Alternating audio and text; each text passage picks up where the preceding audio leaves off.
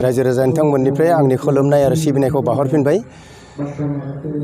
दुलाराय बर' फरायसा आफादनि नामबर दखरा 21थि बोसोरारि रंजालि बैसागु फालिथाय हाबाफारिया जोंनि फुंनि 8:30 रिंगानिफ्राय नामबर दखरा बर' फरायसा आफादनि फिरफिला बिरहोनाय बैसागुनि फिरफिला बिरहोनाय हाबाफारि, लोगोसेयावनो उपेन्द्रनाथ ब्रह्मनि बिबार बावनाय, लोगोसेयावनो दंफां फुलि गायनाय हाबाफारिया जोंनि फुंनिफ्रायनो जागायजेनदों।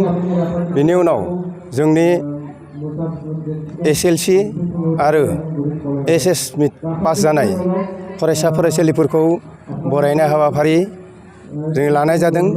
बेनि उनाव जोंनि बैसागु गेवलां मेल जागायदों। बे बैसागु गेवलां मेलाव BKWAC नि डेपुटि चिफ मानगोनां रमिअ P नार्जारि बिथाङा गाहाय आलासि हिसाब महरै बाहागो लानाय जादों।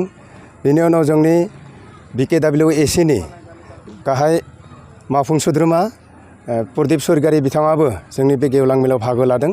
बेनि उनावनो जोंनि बैसागु फोरबोनि जोंनि बैसागु मोसानाय बे हाबाफारिया जागायजेनगासिनो दङ।